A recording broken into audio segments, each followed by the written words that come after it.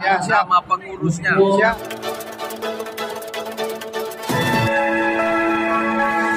Assalamualaikum warahmatullahi wabarakatuh. Salam perubahan, salam sejahtera untuk semuanya. Alhamdulillahirabbil alamin. Allahumma sholli ala sayyidina Muhammadin wa ala alihi wa ashabihi ajmain. Sobat Sewot dimanapun Anda berada, Sekretaris Tim Kampanye Nasional atau TKN Prabowo Subianto Gibran Raka Buming Raka, Nusron Wahid, meminta relawan dan massa pendukung tidak ragu untuk mengucapkan amin saat mengakhiri doa.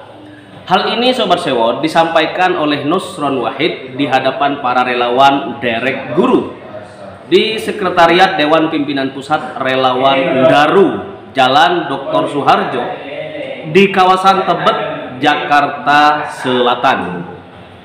Awalnya Nusron Wahid melantunkan doa berisi harapan agar Prabowo Gibran menang di Pilpres 2024. Namun relawan tampak ragu untuk mengucapkan amin di akhir doa. Dan yang hadir mau bilang amin tuh ragu-ragu. Amin Allahumma amin ya rabbal alamin, jangan amin anteng, nggak boleh. Harus dilanjutkan amin ya rabbal alamin. Begitu kata Nusron Wahid. Pasalnya ucapan amin yang bermakna kabulkanlah dan biasa digunakan umat Islam saat berdoa dan mengakhiri doa, ini juga dipakai sebagai kependekan nama pasangan calon presiden dan calon wakil presiden kesayangan kita semuanya, nomor urut 1 pasangan amin, Anies Baswedan dan Gus Muhaimin Iskandar. Nah, Sobat Sewot dimanapun Anda berada, mendapati hal tersebut ya, sejumlah pendukung Prabowo Gibran sempat menjadi kata amin menjadi kobul nih, dirubah ya, sempat merubah kata amin menjadi kobul saat berdoa. Hal ini pun sempat heboh dan menjadi perbincangan warganet di media sosial. Nah, sementara itu dari saking puyengnya ya, Nusron Wahid menyatakan bahwa calon wakil presiden RI Gibran Raka Buming Raka siap katanya untuk menghadapi debat kedua pemilu presiden dan wakil presiden 2024. Nah, urusan amin mah udah selesai ya. Mereka pengennya amin Allahumma amin. Tapi kembalinya ke amin juga kok, nggak usah heboh ya.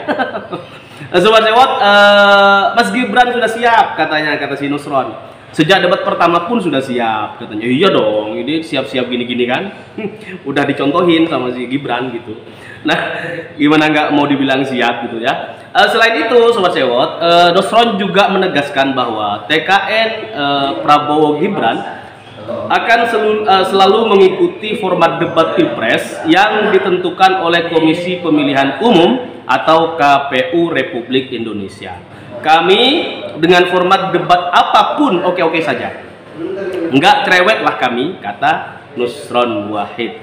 Lalu Sobat Sewot, bagaimana tanggapan masyarakat soal kesiapan Gibran yang dibela-belain sama Nusron Wahid? Oke, kita lihat faktanya bahwa hari ini Sobat Sewot, Nusron Wahid yang pasang badan untuk siapa? Untuk Gibran gitu. Ini kadang-kadang lucu gitu. Coba kita bandingin.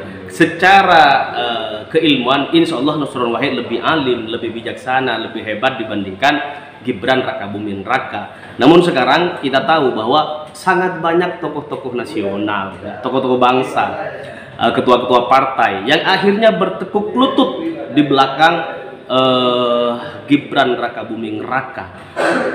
Meskipun memang ada yang bilang di kubu sebelah tuh bahwa Prabowo itu bukan Jokowi gitu kan, karena mereka keteteran tentunya, takut gitu kan, takut masaknya yang dulunya ngefans sama Jokowi sementara kemudian mampir di kubu mereka hari ini, takut balik lagi gitu ke Jokowi kalau ada paradigma bahwa Prabowo adalah Jokowi, Jokowi adalah Prabowo gitu kan. Tetapi harus kalian ingat bahwa meskipun Prabowo itu bukan Jokowi, tetapi wakilnya Prabowo, si Gibran, itu adalah Jokowi gitu kan. Nah, sangat miris kalau kita menyaksikan Jokowi memang dulu punya kesempatan yang sama dengan Anies Baswedan, bertarung melawan Prabowo Subianto di debat Capres gitu. Nah, Jokowi bisa mendominasi dengan ya apa ya, stylenya yang udah begitulah, yang dipoles seolah merakyat, dipoles seolah pro rakyat, dipoles seolah bersama wong cilik gitu. Faktanya hari ini yang memoles Jokowi justru kena batunya gitu. Mereka yang kemarin begitu membela Joko Widodo, baik sebelum Pilpres, kemudian ketika menjalani masa 2 periode menjadi presiden gitu.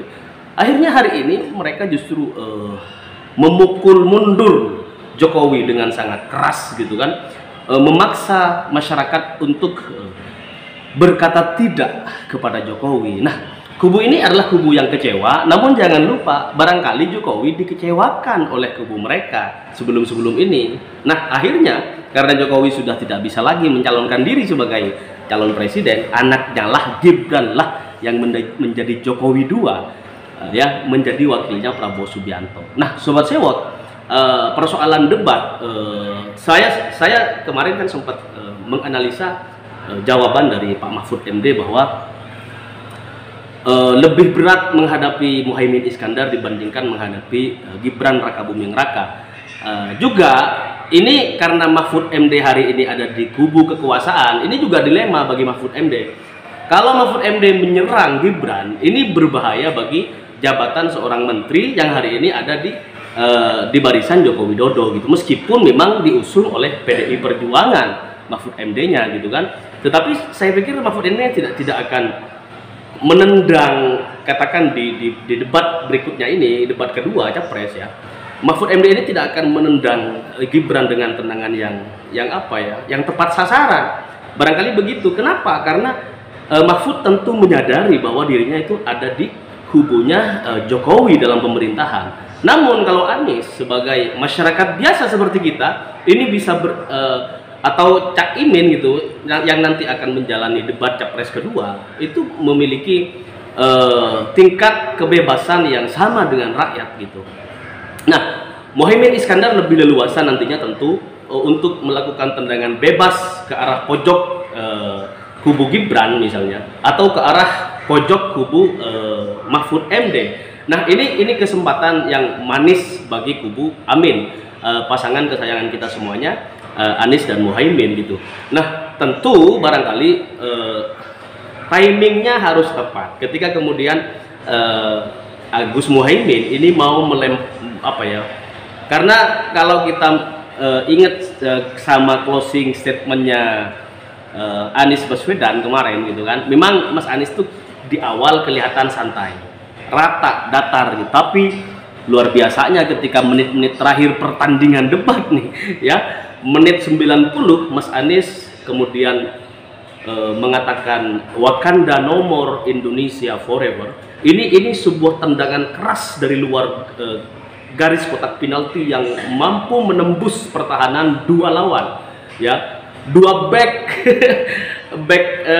si Prabowo Subianto kemudian si Ganjar Pranowo nih kena nih. Jadi tendangan kuat dari luar, bukan di titik penalti tetapi di luar gawang nih. Ini kesebelasan menjadi ricuh semuanya gara-gara Wakanda no more, Indonesia forever. Nah, ini nanti bisa digunakan juga bahasa-bahasa entah apa gitu yang sekiranya Muhaimin Iskandar akan melakukan tendangan keras dari luar kotak penalti sehingga mampu menghasilkan gol yang apik gitu, gol yang cantik, sehingga pojok kanan, pojok kiri gawang lawan ini kebobolan di menit-menit akhir. Namun saya pikir calon wakil presiden kita Gus Muhaimin ini akan lebih menyampaikan nasihat-nasihat yang baik tentunya. Nah, wacana-wacana yang kekinian juga kemudian karena Gus Imin ini orangnya sangat humoris gitu. Nah, ini debat akan diwarnai dengan humor-humor yang berbobot tentunya, yang isinya daging dong gitu kan. Sementara Gibran dengan entahlah disetting gimana sama tim nanti gitu kan, kita nggak tahu betul. Tetapi sekali lagi jangan sampai kejadian kayak kemarin gitu, kursi bagiannya pasangan Amin gitu, kursi untuk tim Amin kemudian dipakai oleh tim sebelah gitu karena nggak muat. Kalau sama KPU dikasih jatah misalnya per calon itu 30 orang, jangan bawa 40 orang, nggak muat gitu kan, kurang boleh gitu. Nah kemudian juga jangan sampai terjadi kayak kemarin juga ketika debat pertama. Alhamdulillah untuk pasangan Amin gitu kan, teman-teman relawan yang ikut masuk ke dalam kantor KPU di lokasi debat gitu kan, mereka alhamdulillah menjaga kebersihan ya. Tapi kursi yang dipakai untuk teman-teman relawan tim horenya Prabowo ataupun Ganjar ini terpantau sangat kotor, tidak bersih-bersih. Jadi meninggalkan gedung Komisi Pemilihan Umum itu dalam keadaan yang ya kocar kacir lah, sampah di mana-mana. Tapi ini pelajaran penting bagi kita. Semoga nanti teman-teman yang menemani pasangan calon wakil presiden kita Gus Muhaimin ke dalam gedung kantor Komisi Pemilihan Umum ini benar-benar kembali bisa menjaga kebersihan di akhir acara, meskipun memang misalnya insya Allah ini menang telak karena Gus Muhaimin ini banyak pengalaman, pengarang buku gitu kan, orangnya ilmiah, meskipun memang kita saksikan akhir-akhir ini karena beliau tuh mengusung pemilu yang ceria, pemilu yang damai gitu. Jadi ada guyonan-guyonan yang sering ditampilkan, diucapkan oleh Gus Muhaimin Iskandar, nggak bahaya dah gitu kan. Nah sobat sewot dimanapun Anda berada, semoga Allah Subhanahu Wa Taala memberikan kemenangan satu putaran untuk Anies Baswedan dan Gus Muhaimin Iskandar. Semoga Allah Subhanahu Wa Taala memberikan kesehatan lahir batin kepada Gus Muhaimin, kepada Anies Baswedan, dan kita semuanya sebagai relawan, sebagai simpatisan, sebagai teman-teman influencer yang terus menyuarakan kebenaran, terus menyuarakan track record ya, track record dari capres cawapres yang hari ini berkontestasi 14 Februari 2024 yang akan datang. Sobat sewot jangan lupa untuk terus memberikan memberikan nasihat positif terhadap tetangga, kepada sanak saudara, sobat-sobat kita, sobat sewot semuanya gitu, agar dalam memilih presiden ini benar-benar karena melihat rekam jejak masing-masing gitu. Nah kalau Prabowo rekam jejaknya apa? Tapi banyak yang bilang tuh Prabowo tuh rekam jejaknya itu pasti bawa nama Jokowi, Pak Jokowi begini gitu. Nggak ada rekam jejak pribadinya gitu. Sukses apa ketika menjadi menteri gitu kan? Kemudian si Ganjar misalnya boleh menyampaikan gagasan sekaligus track record rekam jejak masing-masing. Tapi kalau Mas Anies mah kita udah tahu semuanya. Nah makanya insya Allah Anies Rashid Baswedan dan Gus Muhaimin Iskandar diberikan kemudahan oleh Allah Subhanahu Wa Taala karena memang rekam jejaknya luar biasa. Ya nanti saya sampaikan di episode berikutnya untuk rekam jejak 3 calon presiden dan 3 calon wakil presiden Republik Indonesia. Oke sobat sewot, terima kasih udah bareng kita terus setiap hari ya. Semoga kita tetap bisa istiqomah melantunkan sholawat Nabi, Allahumma sholli ala sayyidina Muhammad wa ala ali sayyidina Muhammad. Salam perubahan. Assalamualaikum warahmatullahi wabarakatuh.